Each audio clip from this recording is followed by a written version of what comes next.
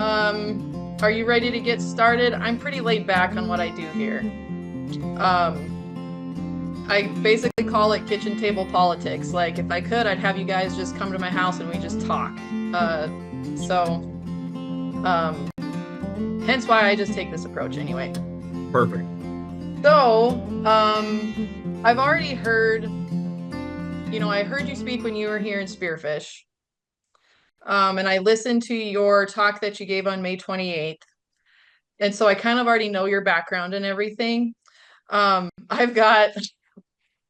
was inundated with questions for you. It was insane. So I'm hoping I'll do right by the people here. But I wanted you to start with just giving a brief background, like your personal background and then your political background if you can, and we'll just start from there. So can you do that for me? Sure, absolutely. First off, thank you for having me on. This is wonderful. There are a lot of conservative grassroots fighters around the state, Katie. You are certainly one of them. Everybody I've talked to speaks very highly of you, especially Thank you. over in your neck of the woods. So it's an honor for me to be on here with you today, and I'm glad that you're taking the time to give us a voice here in the eastern part of the state. So, Ah, no problem. I was born and raised in Groton, South Dakota. For those of you that don't know, Groton is a small town just a little bit east of Aberdeen. And Okay. so Yeah, I've, I've only maybe heard of that. I would have no idea where that is. yeah, it's 20 minutes straight east. It's a nice small farm town, rural community, wonderful school district, great people. All of my siblings graduated from Groton High. I graduated from Groton High. My four children graduated from Groton High. And so Groton has certainly been very good to me and to my family. And it'll always be home, even though we are now located in the metropolis of Aberdeen. But so I was born and raised in Groton. I talked about this Wednesday night, and for your listeners that haven't yet listened, the speech is available on my Facebook page, Toby Doeden for South Dakota. It's also available on our new YouTube page. But my father was permanently disabled when I was very, very young, and so I grew up in a family where my mother was the breadwinner, and she had multiple jobs. Katie, she worked at a nursing home. She gave piano lessons. She did everything and anything she could do to put food on the table for me and my three siblings. And so, little did I know, I grew up 2 blocks away from my wife, who was my childhood sweetheart. And so, we had a very normal high school, experience. I played football, basketball, baseball. I threw shot put and discus. Liz, my wife, was a standout volleyball and a standout basketball player, and she loved cheerleading. So we had a very normal experience in high school. Soon as we graduated, we virtually got married right away, started our family. My oldest son, Jackson, was born in the fall of 1996, and kind of a difficult experience at the hospital, and the fact that we had no health insurance. Liz and I started our brand new family with tens of thousands of dollars in hospital debt. And we took Jackson home from the first house I ever bought on owner financing for $4,000. And the house wasn't much, the heat didn't work, but it was our home. And I think looking back on it, taking Jackson home to that small home that was ours, we owned the home. That was always a dream. It was one of the most memorable experiences of our life. My wife and I still talk about that all the time. And so I knew that I had to do more. I knew I didn't want to grow up or my children to grow up in the same poverty I grew up in. And so I knew I had to figure out a way to break the chains of poverty for Liz and I and Jackson. And we knew we wanted to have a bunch more kids. And so I eventually took a position with a company called the Rydell Automotive Group.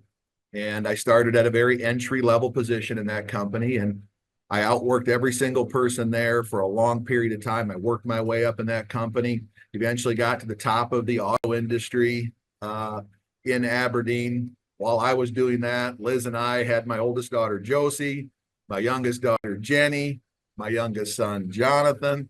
And that just grew from there. I ended up building what I call a blue collar business empire right here in South Dakota. Every single dollar I've ever invested, every single person I've ever hired is right here in the state of South Dakota, and I wouldn't have it any other way. And so to put a bookend on that, Katie, my four children are all grown now. They're all adults.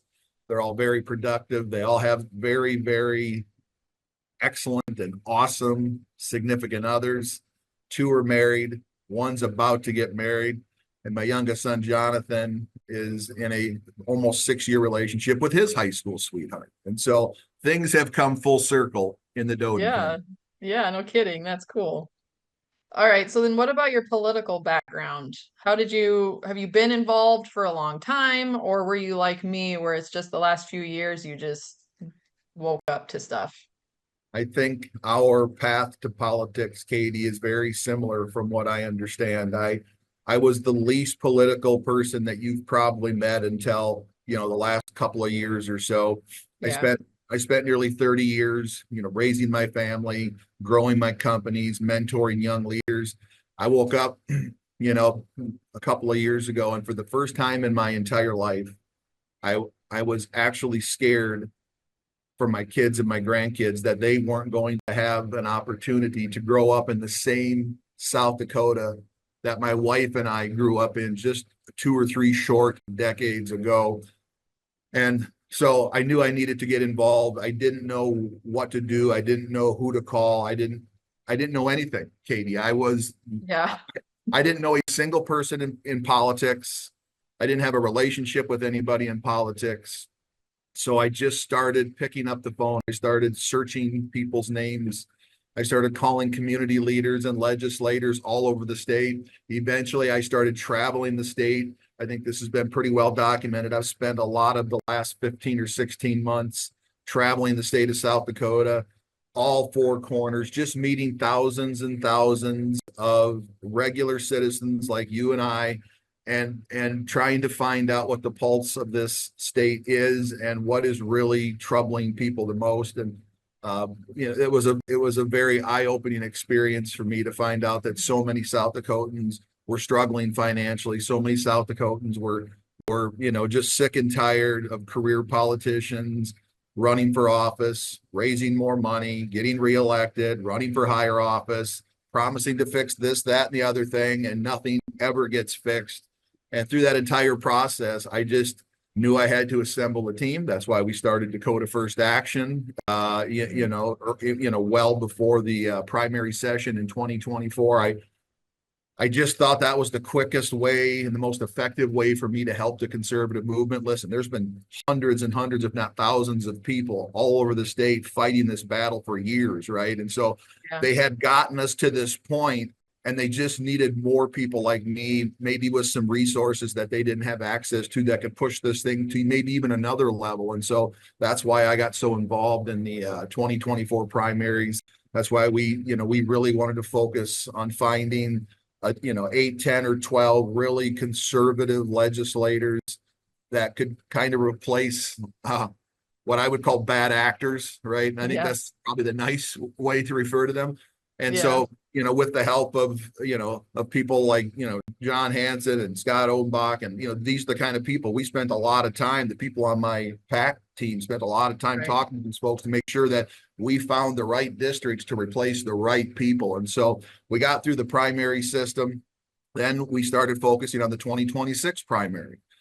How are we going to build a super majority of Christian conservatives in the legislature? Because we got a ways to go. We need 5 to 8 more seats in the House. We need 3 to 5 more seats in the Senate. Plus, we have to hold serve, Katie, on all the people that are already there, Right. because the other team's going to be coming back. They're going to be Oh yeah. they're already retooling for the fight. And so, and then the last part of that, Katie, and sorry, it's a long answer, but the last part No, of it's that okay. was the governor's office. We could have the most conservative grassroots legislature in the history of South Dakota, but if we have a career politician, bureaucrat as governor, nothing will change.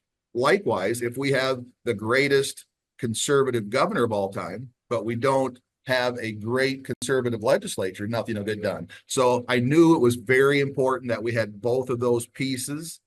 And so we're going to continue to work hard on the legislative side. Having talked to thousands and thousands of people for 15 months, it became crystal clear to me that unequivocally the people of South Dakota want a non-politician with executive leadership that has CEO experience that can come in and actually deliver on the promises. And so that's why I chose to run. That's why we're going to kick off a 4-month bus tour. That's why we're doing all the things we're doing. You know, we've launched on Thursday. It started Wednesday at the announcement, but Yeah. Thursday we launched the largest single campaign launch in the history of South Dakota politics, because our opponent Hmm. has been planning to be governor for years, and he is bringing a locomotive to South Dakota, and we have to have a machine that can compete. Yeah. Well, and I'm curious how many people will still announce for governor, because it sounds like there's many that might jump in the race here. It could be interesting. So we'll see how that goes, I guess. Okay, so I'm gonna get going here on these questions, and there's a lot, and I Sure. like to just be able to like have a conversation, but I'm like, if I can get through as many as I can for the sake of the people, give however short answers you want. We'll just kind of see if we Yeah. can get through Nope. these. Yep. Nope. That's Okay. fair. So I guess the biggest question I think that people had is why you chose not to run against Dusty and you decided to run for governor instead. What happened there? I think through that process, again, not having been in the political stratosphere for all these years, I needed to acquaint myself with people that understood politics and understood my skill set. And listen, in order to be a governor of a state like South Dakota, you have to be an executive leader. You have to be a CEO. To go to Washington, D.C. and function at a high level as a congressman or a congresswoman, you have to be a skilled legislator, right? And so if you look at my profile, Katie, decades of building businesses, thousands of employees, I've mentored hundreds and hundreds of young leaders, and I've done this as a very effective and very competent CEO. That skill set matches up perfectly with the role of a governor, especially in a state like South Dakota that needs massive reduction in spending. We have to significantly reduce the size and scope of our state government. My skill set is perfectly aligned with what South Dakota needs in Pierre, not DC. So then I've had a couple of people, when they message me and stuff, they say they feel concerned when you use the word executive leadership compared to having the people, like giving the power back to the people, as Trump says, and they're saying is that seems kind of, oxymoron.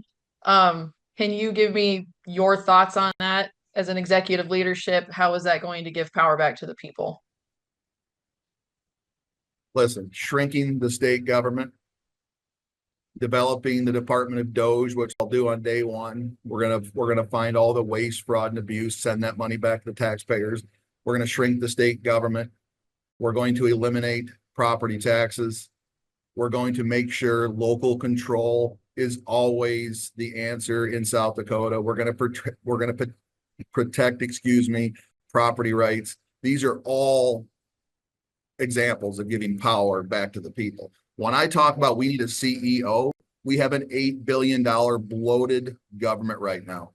And there Mhm. isn't a single legislative person in this state that knows how to go in, shrink the size and scope of that bloated company like I can do. Okay, that makes sense.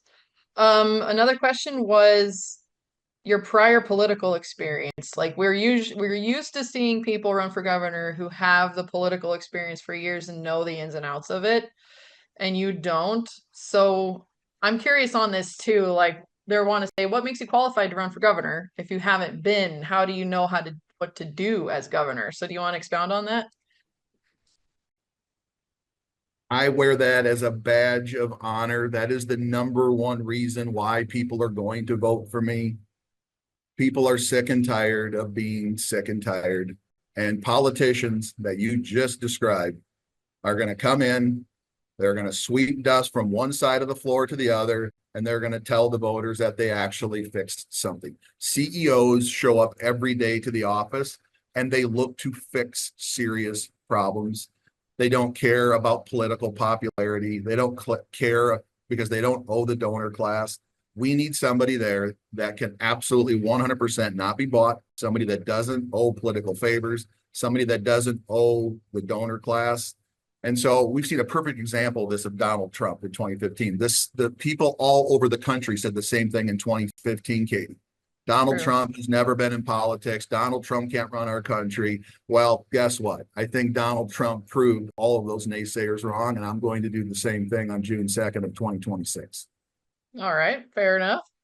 Okay, so then I have a list of stuff that they weren't necessarily questions, people just wanted your thoughts on it. So I'm gonna just see how many we can get through here. All right, so thoughts on economic development at the state level, like the governor's office of economic development and all that. What are your thoughts on that? Everybody uses the phrase South Dakota is open for business, right? Mm-hmm. I think South Dakota should be open for business, Katie, but I think business should come through the front door and not the back door. And for those that were at my kickoff speech on Wednesday, I talked about something that I have preached to my executive leaders for years. 100% accountability, 100% transparency, 100% of the time. Now, I personally believe that if counties like Dual County want to bring a data center in, and the people of Dual County overwhelmingly support having a data center in Dual County, I think that's fine. But that data center needs to stand on its own two legs and should not be in any way, shape, or form incentivized or subsidized by the state, period. I think our state should be focusing on the thousands and thousands of existing small businesses that I know are struggling, because I've talked to thousands of business owners the last year and a half, and a lot of them, many of them have already gone out of business. Superinflation during the Biden-Harris administration, coupled with our ridiculously high-priced property taxes in the state, are smothering small businesses. Katie, Yeah. just imagine for a moment how glorious the economy of South Dakota would be if we could make incremental improvement and incremental efficiency to every single existing small business. We shouldn't be traveling the country and the globe looking for new businesses when we have thousands of businesses right here in South Dakota that are struggling to pay their employees. That's Right. my view on economic development. All right. And since you brought up data centers, that was another one that people wanted your thoughts on, just data centers wanting to come here. Can you expound on that a little bit? Yeah, same thing. I mean, listen, if any single county in this state overwhelmingly supports a data center and they want to try to move forward and get that data center in their county, I think that's great. But Mhm. that data center should stand on its own 2 feet. It should not be incentivized by the state. It should not be subsidized by the hardworking taxpayers and residents of this state. I mean, that's about as Yeah, simple and as clear as I can put it. So, right. like, we're not subsidizing and incentivizing the existing small businesses that are going out of business at record speed because of super inflation and high property taxes. Like Yeah. like we, South Dakota, the backbone of South Dakota is small business owners. That includes farmers and ranchers. They're also the largest employers in South Dakota. Mhm. Nobody focuses on the small business. I talked about this on Wednesday night too, and there again, I'm going to have to give myself another little, little free advertising here. Go to Toby Doeden for South Dakota and watch my speech. Yeah. We're going to set up a small business task force, Katie. And we're going to do a lot of focusing, and we're going to do everything in our power to help the existing small businesses, not look for, new people coming into the state to do that. Right. Okay. Next, people from both sides wanted to know your thoughts on marijuana drug legalization. Yeah, I fought hard against marijuana legalization in the November ballot. Uh, you, you know, we, we did a lot of independent expenditures on all of the ballot measures that we opposed, the same ones you opposed, Katie.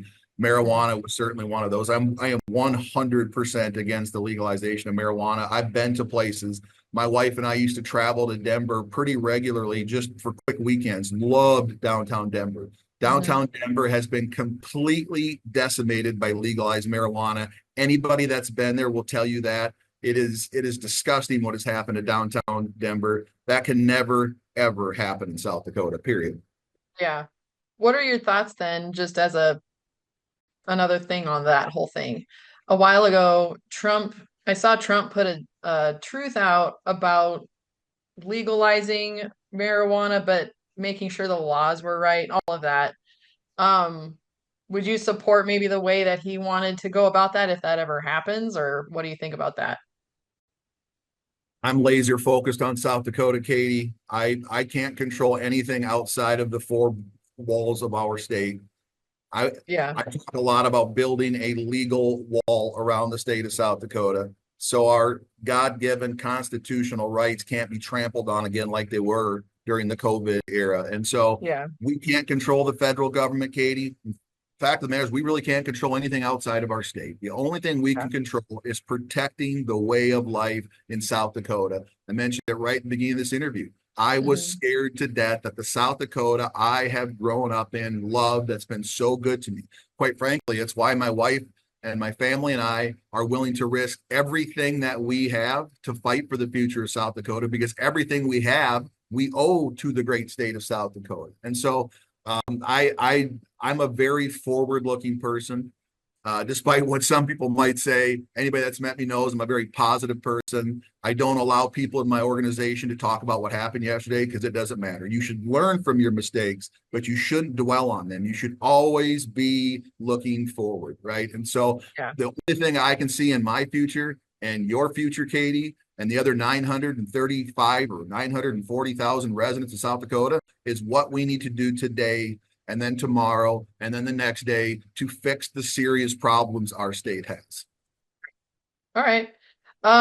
People wanted to also, like, there's this whole thing with no tax on groceries. So they wanted to know what, if you became governor, would you push for that or no? Where do you stand on that? I think all of the big issues we have in the state of South Dakota are all directly linked back to our bloated $7.6 billion budget. And so people Hmm. are frustrated, people are struggling, and people are mad. It is going to be next to impossible to actually address and fix some of the serious problems we're having, like property taxes, because that's what the question you asked is directly related to property taxes. I've heard Yep. all plans. Until we can shrink the size and scope of our government, how are we going to have the time, energy, money, or resources to actually start attacking some of these issues? I also Yeah. talked with tonight during the kickoff about setting up a Department of External Revenue. All of these things tie together. We have to generate revenue. We have to find ways to generate external revenue that doesn't mean going to the taxpayers. Let me ask you this question, Kate. In the history of you paying attention to what happens in the world, when's the last time that a government needed money and they didn't go to the taxpayer first to get it? I know. Always. They Seems like always they they just always want to go to tax their more of our stuff. they go to their own citizens first. Yeah. Yep. Why? Because these are politicians. They don't, it's not their fault, Katie. They don't know any better. I have spent 30 years running successful businesses, scaling businesses successfully. People that have been in politics for 10, 15, 20 years, they have absolutely no idea how to scale and effectively run large organizations like somebody like I do. And so that's why when as soon as you dip your toe in the swamp, everybody gets all excited. I am a leader that likes to get up every morning, likes to address the most serious problems on my desk, and likes to fix those problems. And then we move on to the next one. Yeah. Okay. What about the whole pipeline property rights issue? How do you feel about that whole mess? While I am 100% against eminent domain for private Hmm. gain, I've been very, very clear on that for the last couple of years. Any legislator, any community leader, anybody that called and asked me for assistance, I said, yes, what do I need to do? And so listen, President Trump wants energy independence. I too want energy independence. But listen, if we had had strong executive leadership in the governor's office, Katie, in 2021, if I had been governor in 2021, we wouldn't be talking about property rights. Summit Carbon Yeah. Solutions Navigator would have came into my office and I would have said, you, sir, are not welcome. You are leaving our state, period. This is Yeah. what happens when we continue to elect politicians to run our state. Well, and I could see people being concerned too. They're like, well, Kobe's a businessman and businessmen want to make money, and the pipeline thing would bring money to South Dakota. Like, Toby's a so Toby's a small business man, right? All of my businesses, Katie, I didn't make my money in the stock market. I didn't make my money trading futures. I didn't make my money building hotels and condominiums in South Beach. Every single dollar I've invested is in small, face-to-face retail businesses in the state of South Dakota, many of which are in very small towns, right? Toby does not want to be involved in massive economic projects. Toby supports South Dakota. That's why all of my money, listen, some of the stuff we're involved in, Katie, isn't that lucrative, despite what people might think. Had I invested in big hotel projects in South Beach, it would have been far more lucrative. I yeah, would never, ever, ever invest a nickel of my money outside of South Dakota because I actually want to grow the local economies. I want to hire more people. Every time I get to see somebody get a promotion or somebody retire early, it it brings me more joy than anything I've ever personally accomplished in business. And so yeah, when you find a unique leader like that, success always follows behind it, right? And then when you find a unique leader like that that's willing to give all of that up to go fight for the people of South Dakota, I think that's why people are so excited. I'm yeah. sure you've seen the hoopla. The campaign is rocking. We have people calling every day wanting to work for our campaign. We are running on all cylinders here, Katie. Oh, Hmm. by the way, we're going to be out in your area for a few stops on the bus tour, and I made Yeah. sure to tell the team to let you know when we're going to be there because we want you to join us. Yeah. I mean, if you want to give the dates, I can make sure to put them in I can add them in here, so people can see that too, for sure. Awesome. Um, yeah, that'd be great. So then when it comes to the property rights thing, then just as I don't know, part B on this, someone asked about and honestly, I haven't even followed this closely in DC, so my bad. But the $10 million pay to play federal permit land grab, they want to know that if that whole thing happens, would you take it to court to block it?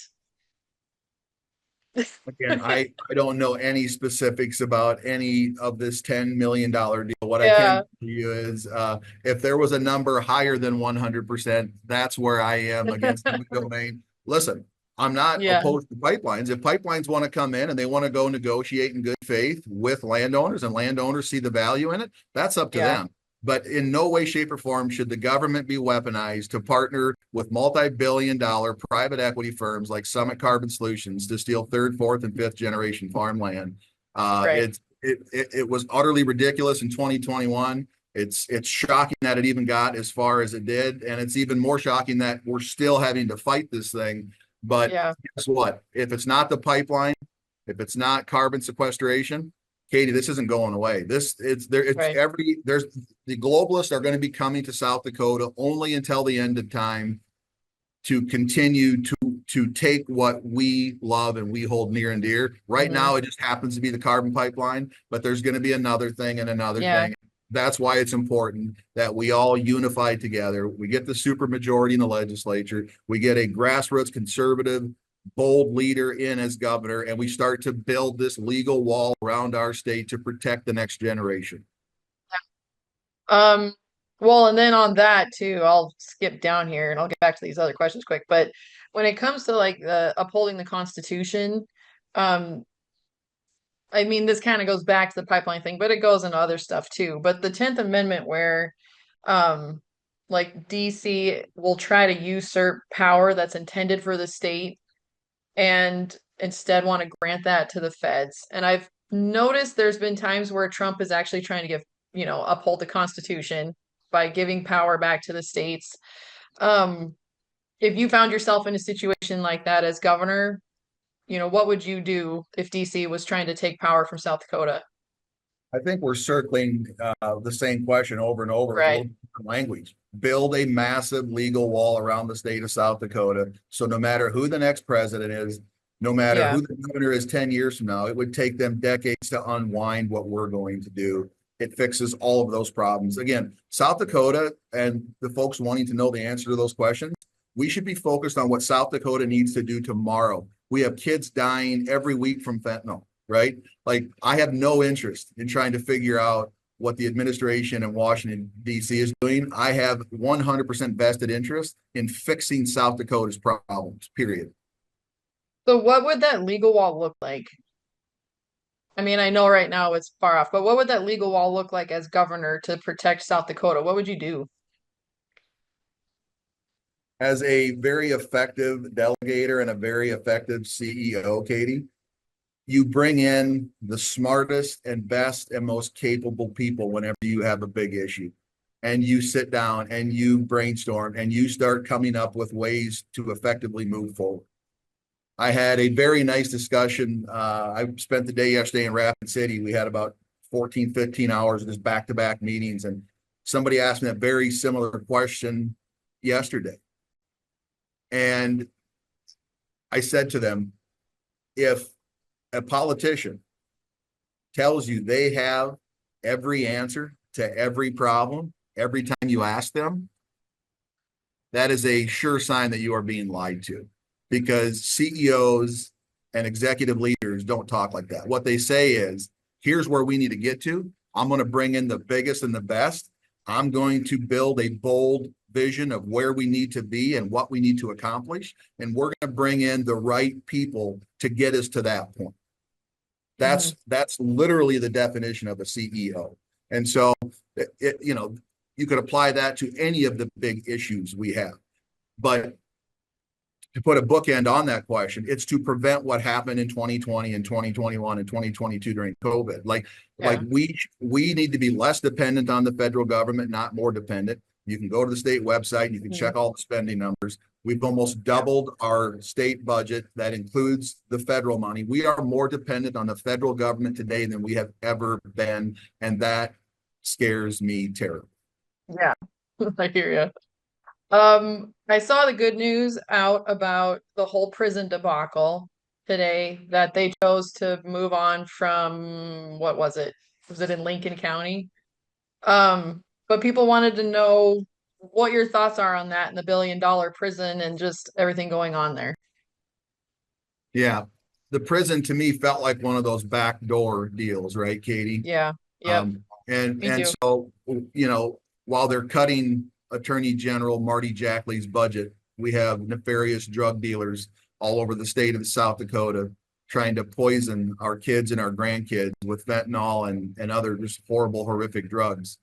And while that's happening, we're trying to build possibly a $2 billion luxury prison to house the most violent criminals in our state. It's absolutely absurd. It's disgusting.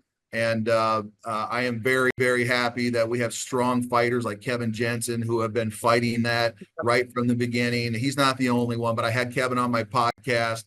Kevin's very Hmm. passionate about the prison, and I learned a lot from him. He toured Yeah. the facility, and I know others have too. And so I'm very glad that some people are coming to their senses. Let's also not forget that that prison bill got voted down in the legislature by one vote. That's how important it is. Otherwise, they would already be in construction with that prison. That's how important it is for us to continue to find really good, qualified conservatives that can run against some of these bad actors in the 2026 primary. And I know my political action committee, Dakota First Action, has been working on that since the day after the primary in 2024, and we're not going to quit until the last second on the night of the election on June 2nd. So, Yeah. it's of the utmost priority. Yeah. With Jackley, I noticed I think it was the crime report for 2024 that I just thought it was funny because it looked like crime basically was higher. And then he said South Dakota is a great and safe place to live. while crime has gotten higher under his leadership. Um, what would you do then if he remained attorney general under you to address that problem? Yeah, whether it's Marty Jackley as the attorney general or somebody else as the attorney general, I will, as governor, on day one, make sure they have the resources and the tools they need, that they have the direction they need, and most importantly, always most importantly, that I will hold them accountable to get results. And so there will never be a governor in the history of the great state of South Dakota that is going to support our law enforcement more. I believe getting rid of nefarious criminals that are selling poison to our kids is literally the number one problem in our state. And I think it needs to be Mhm. fixed. I think all of our future problems are going to be exacerbated by this Yeah, massive influx of fentanyl. And so, regardless of who the attorney general is, Katie, they have to be funded with the resources they need to actually be able to win and compete against these people. yeah. Okay. Well, I like that. How do you feel about government transparency, like the mandatory financial disclosures, campaign contributions, stuff like that? I said in my speech on Wednesday night that we were going to set up a South Dakota Department of Doge, and I always say Yeah. it like that because I'm a humorous guy, and it makes me laugh at my own joke. I'm never going to stop. Got a pretty good laugh on Wednesday night too, if I can toot my own Yeah. horn here a little bit. But I said in that speech, Katie, that we were going to audit every single department. And every line item of that audit was going to be made public and in real time. That's the kind of Yeah. transparency I'm talking about for our state government. And so, why should politicians and leaders in our state government be held to the same level of transparency as everybody else? And so, the Yeah. only way to get and see the reason I like the 100% accountability, 100% transparency, the only way to get 100% accountability, Katie, is to get to a point of 100% transparency. Without transparency, there is no accountability. It's the biggest issue in state governments, local governments, federal governments. There's no accountability. There's no transparency. Nobody Yeah. knows, right? I mean, Elon Yep. Musk, famously when he got to DC, it's like they just were throwing darts everywhere and there was waste. And so transparency is key. It's key in businesses. It's key in government. And it's certainly going to be a big priority of mine. Yeah. Okay, we're gonna move on to the question parts. So what is your plan to end property taxes? I think this goes back to the same legal wall question. There's a lot. Listen, Yeah. the legislative process should be driven by the legislators, right? Yes. Do I think property taxes should ultimately be gone away with? Yes. Mhm. Right. There's going to be a process to get to that point. That doesn't happen overnight. You can't flip a coin and make property taxes eliminate, right? So I know there's a lot of people around the state that have proposals. A couple of folks have reached out mentioning their proposal, and I'm sure you've heard or at least seen part of some of these proposals. That's the whole point of building coalitions, is taking everybody's ideas, putting them on the table, and then building consensus with what makes the most sense. Plus, we have to remember, Katie, we can have the greatest single piece of legislation in the history of the state of South Dakota that makes perfect sense. But if we can't get it passed, what good does it do?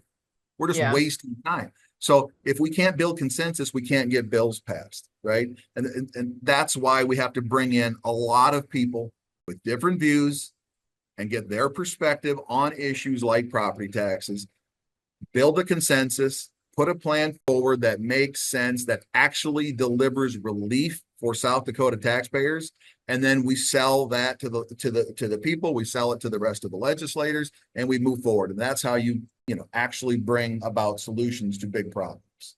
Yeah.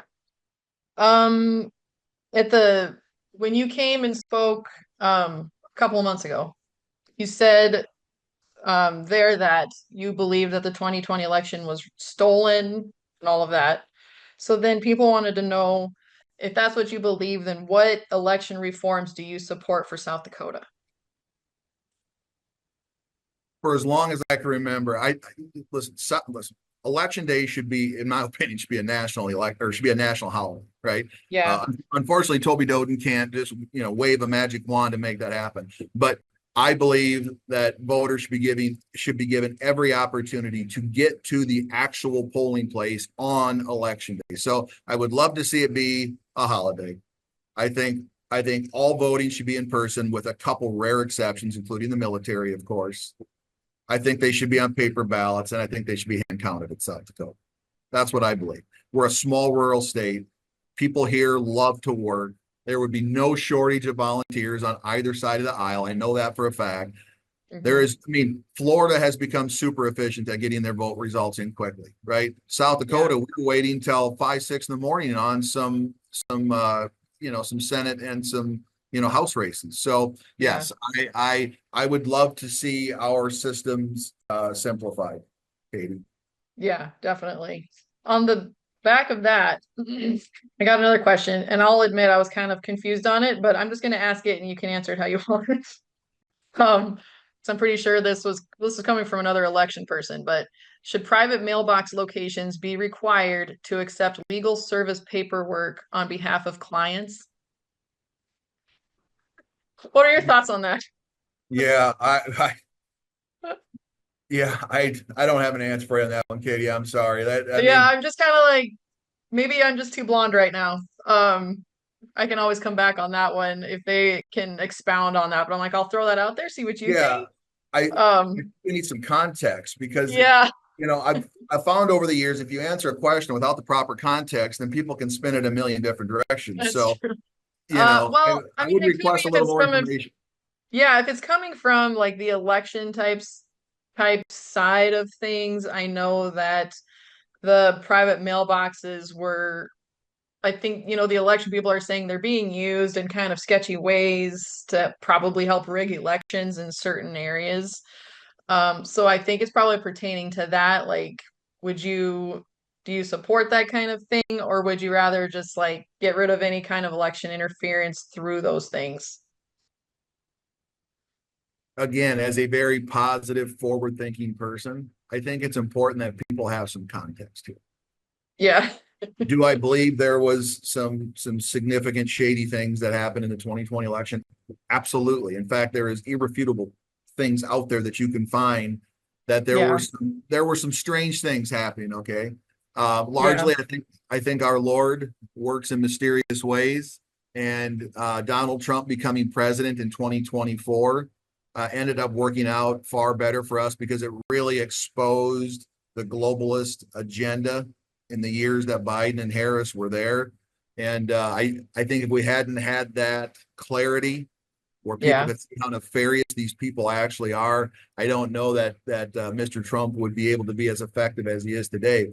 But the point I was going to make is it is absolutely imperative that when people cast a vote, they believe 100% that their vote is being counted properly, it's being processed properly. Everybody can agree on that. But Yeah. you know, one of what's equally important is people that are that passionate also helping get the vote out. Our voter turnout is very low in South Dakota. And Hmm. so there's lots of ways to generate more positive results, right? Getting more people involved in the election process, getting more young people, excited to go have their voices heard. But absolutely 100%, people need to know that when they cast a vote, that it is going to get counted correctly and that their voice actually matters. Couldn't agree Yeah. more with Katie on that. Yeah. Or the individual asked the question, I should say. Yeah. Okay, so we're getting on to the last half here.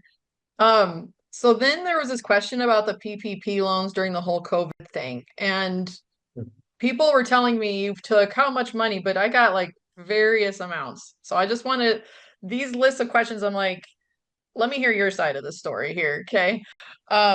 So I heard from 1 million up to 50 million. Would you be willing to tell people how much you actually received in PPP loans? Yeah, that's a great question. I'm actually very, very glad that you asked that question because I think there is a lot of innuendo and misinformation out there, if you will. Again, Hmm. you said you watched my speech on Wednesday, and lots of others did. And we've talked about it already on your show about building this legal wall so our constitutional rights can't be trampled again like they were during COVID. So, yes, of my many, many, many companies, One of those companies took out one PPP loan to save hundreds of jobs, all local jobs. And so I think it's important that people know, while bureaucrats and career politicians around our country and in South Dakota, some of them were actively trying to shut down our businesses, there were business leaders like me that were working even harder to keep people on the payroll rather than sending them home without jobs, without money, et cetera. And so I don't think most people actually even know what PPP stands for. It stands for Paycheck Protection Program. And the Mhm. money from those loans, Katie, directly went to pay the employees. The alternative was terminating those employees. So the 22,000 small business owners in South Dakota that took out a Paycheck Protection Program loan in 2020 did so to save tens of thousands of jobs. I'm very proud of my team, the way that they mobilized during COVID. I'm very proud that they saved hundreds of jobs. And I appreciate you asking that question. Oh, that's fine. Like I said, these ones I'm just when I interview people, I don't like to come on like attacking you, gotcha. I just want to, I hear stuff and I just want to hear both sides of the story. So that's why I want to ask you these things. Absolutely. No, I'm Um, legitimately happy you asked me because okay. nobody's ever actually asked me that question in person or on an interview. So I'm very happy to clear the air. Okay. No, that's fine. Like I said, this is just what people ask me. So I'm like, okay, well, let's ask him and see what he says. Um, Someone else had said that when it came to the property rights fight, like boots on the ground type of deal, that they didn't really see you anywhere. So they wanted to know, like, where were you during that time? I was I was running a massive small business, retail to retail, face to face business empire, hiring people, mentoring young leaders, creating jobs, stimulating the economy. And I may not have been at every single rally that everybody was at, but I contributed in massive, massive amounts of other ways. Anybody that called me Katie, I helped them. I I believe I had one of, if not the largest social media presence on all of the issues, including RL21. Uh, these things are very easy to look up. My Facebook page is public. I was very much against the landowner rights deal. I was very much against eminent domain. I had millions of views on social media of me talking about the nonsense of eminent domain for private gain. And so I was very, very, very engaged in that process. Whether I was at every event canvassing the state at that time, no, because that physically wouldn't have been possible. But I supported every single landowner. Anybody that called me needed anything, wanted money, wanted support, wanted me to put something on one of my social media pages because they knew I could amplify it. Everything I was asked to do, Katie, I did. Okay. Another question was about like we're kind of getting into like the campaign donations, endorsing stuff like that.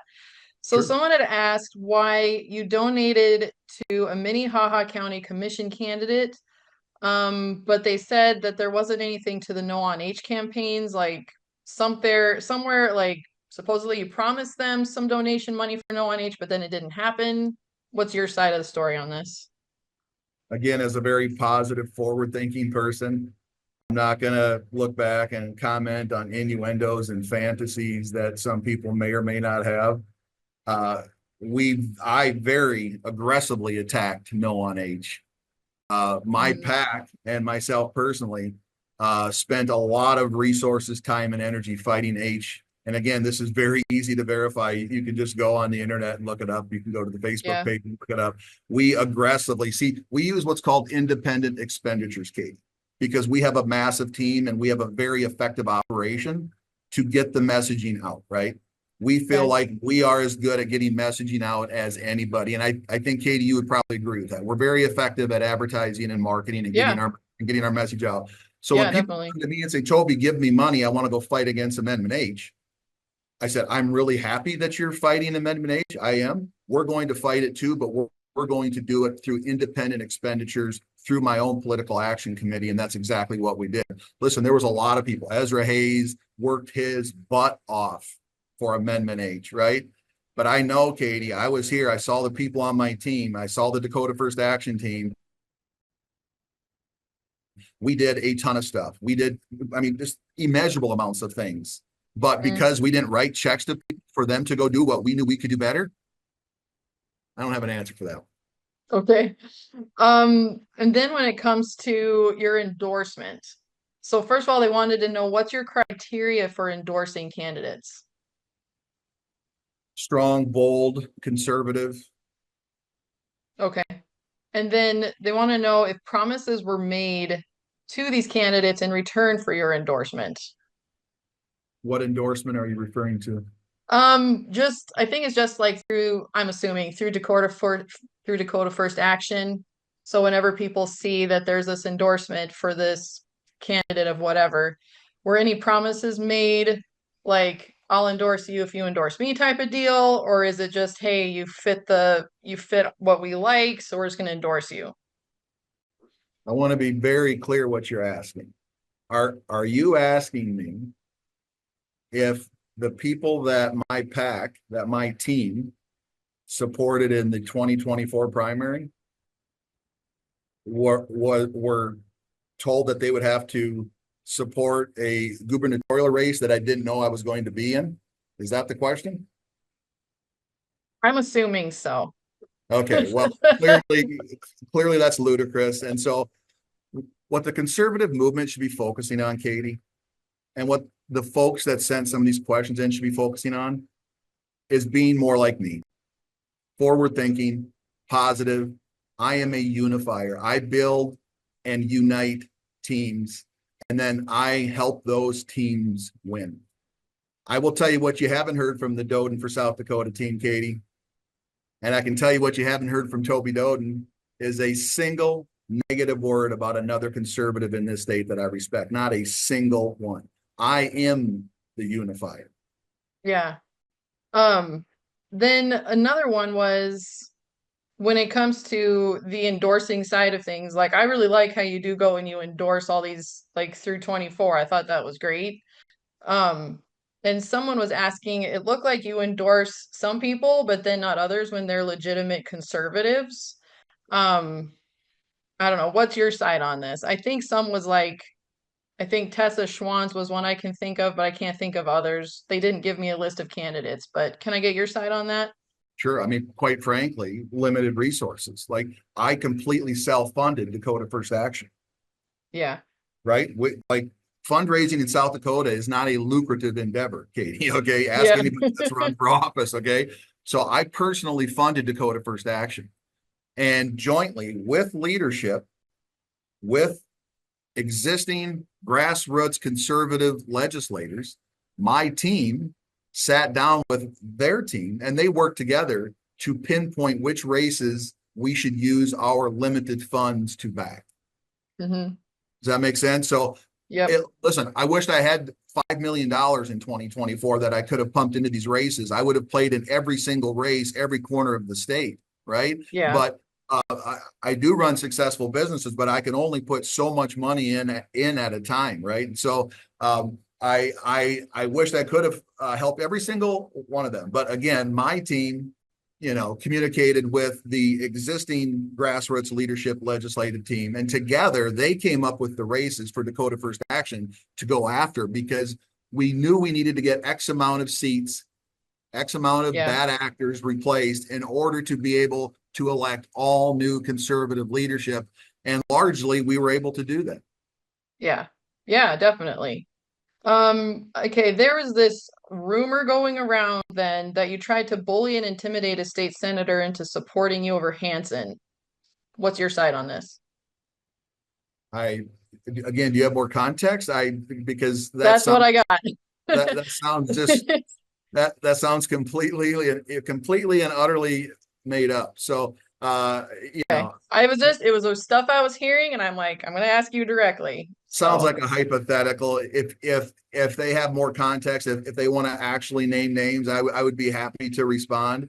I okay. literally cannot respond to a question. I have no earthly idea what you or they are referring to be honest with you. Okay. All right. So then, I don't know how long ago it was. I'll say a couple months ago, maybe. There was a news clip coming out about Matt Hurley down in Florida that supposedly he's some sort of a con man or something. And so people want to know, can we trust your choice then in him as your campaign manager if that all came out? Yeah, listen, it's not my place to comment what happened years ago on a investment on one member of my team. Right? We have Yeah. dozens and dozens of members on our team. I think if you traveled the country, Katie, and wanted to find really smart, really capable political operators that are actually conservatives, like actual conservatives, God-fearing Hmm. conservatives, and they're willing to leave their beautiful life and come to South Dakota and help us fight against the tyrants like Summit Carbon Solutions that are Yeah. willing to put their time and effort in to help us fix our educational system, help us, get rid of property taxes, help all the things that I'm trying to do. I think that guy sounds pretty courageous, and so he's been a great team member. He's very, very valuable, and I support him 1,000%. Okay. We're down to like the last four questions. Um, as we all know, there's a ton of division in the GOP right now in South Dakota. So do you have a plan to unify if you became governor? How would you bring us all together? I do pride myself in being very effective at taking groups of individuals that don't see eye to eye on every single issue and finding common ground and moving forward effectively. And that is clearly what the South Dakota GOP needs. There's been a Mm-hmm. massive shift in ideology in the state of South Dakota the last 15 or 20 years, right? Mm-hmm. The majority of Republicans in South Dakota now think the same way you and I do, Katie, like actual conservatives, right? Actual conservatism. Yeah. And so I believe with very strong leadership in the governor's office, I think we're going to see more and more conservative people want to be involved in this process. And I think this is important too. And I talk about this a lot. There's only three reasons that somebody wouldn't agree with a conservative view or a conservative bill or a conservative policy: factual, philosophical, or nefarious. If they're Mm-hmm. nefarious people, we don't want them on our team. Not today, not tomorrow, not ever. Nefarious people have no room on Team Doeden. If it's a factual issue, we should sit down with those individuals and make sure they have the right facts, make sure they understand the language in the bill, if that's what we're talking about. And then we have to use our skill as persuaders to move them to our side. Now, if it's philosophical, I'll give you the same answer as the factual one. Just because people philosophically disagree with you and I, Katie, doesn't mean that we can't persuade them to move closer and eventually all the way to where we are. I have Yeah. people in my close inner circle that have gone from liberal to conservatism through my mentorship over the years. That's what leadership actually is. So I would Yeah. love to see our legislative leaders spending time, energy, and resources working with people that they quote unquote say aren't with us, but aren't nefarious. They're good people. Yeah. Legislators are paid nothing. They have Yeah. full-time jobs. They have children. They have responsibilities. They get done with session after being harassed by lobbyists all day at their desks. And then they have to go do 5, 6, 7 hours of reading and they don't understand half of it. And because they vote wrong on a couple of bills, there's people on our side that try to kick them to the curb. That's not how you build consensus. It's not how you build a coalition. I have a history of taking all of these people, bringing them together, and singing Kumbaya as we put one win after another on the board. And that's what I'm going to do when I take over as governor in January of 2027. I assure you that. I felt like this was kind of redundant after everything we talked about, but I'm like, well, it's a good way to end it, I guess. So what is your plan then to follow through on your promises? I think a lot of people want to know since we don't have a track record for you as we do other people. So what can people expect then knowing that that you are following through on these promises? I don't have a political track record. Thank goodness, by the way. but I've got a very extensive track record of holding people accountable, pointing to big, bold, visionary ideas, giving those teams the resources, the energy, and the support they need to accomplish them. And then most importantly, always the most important, Katie, you have to hold them accountable. You can have the greatest plan. You can have the greatest leaders. You can give them all the resources they need. But if you don't hold them to my standard of 100% accountability, 100% transparency, 100% of the time, you will never win, period. And so I had a glorious, glorious life 2 years ago. I could do what I want when I wanted to. My wife and I traveled as often as we could. I've given all of that up to fight for the future of South Dakota. And if I didn't know that I wasn't the right person to go to Pierre and actually fix these problems and present a bright future for my kids, everybody else's kids, and all of our grandchildren and great-grandchildren, I wouldn't be doing this. Yeah. I simply wouldn't be doing this. I'm not a politician, Katie, and I never, ever will be a politician. I am a businessman that knows how to get things done. I'm going to Pierre. I don't even consider myself the governor. I consider myself the CEO of South Dakota to fix actual problems, make the lives better of the people that live here, and make sure that outside companies don't come in and trample on the way that South Dakotans want to live. South Dakotans want to live the way they want to live. They don't want to be told what to do. Right. Last question I thought was kind of funny. What are your thoughts on an auto pen? Well, the only way auto pen would help me is people would actually be able to read my signature. I have horrific handwriting, and like a lot of people, I've gotten so accustomed to typing, right? So Yeah. no, I will personally and very happily sign every single bill that I do sign with a very, very cheap pen, because we are cutting edge fraud and abuse. This is going to be a Shopko special. None of those fancy $high feather pens, Katie. Yeah. Or like a Sharpie like Trump uses, huh? Those are always good. The Sharpie is a great idea, and maybe I could just do what he does and just make big loops. Hey, that works too. It's better than the auto pen for sure in any way. Amen to that. All right. Well, if you, or I don't know if you've posted them on Facebook or anything, but as soon as you get those dates out, I know people were asking about town halls and stuff. So I can either just watch for them on your page, or if you want to send them my way, I can include them, and whatever works best for you guys. I'll just watch out for that. I'm sorry. No, it's good. TobyDoeden.com. Okay. There's an events tab.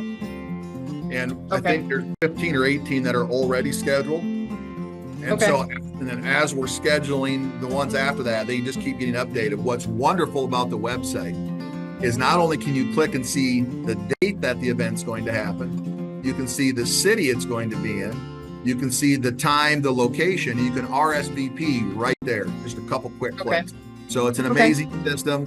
We're going to have hundreds and hundreds of people at many of our rallies. We're going to hit all 66 counties, 80 plus stops. Katie, I got to tell you something. I have never been more excited in my life to do anything than travel this state and shake the hands of wonderful people like you.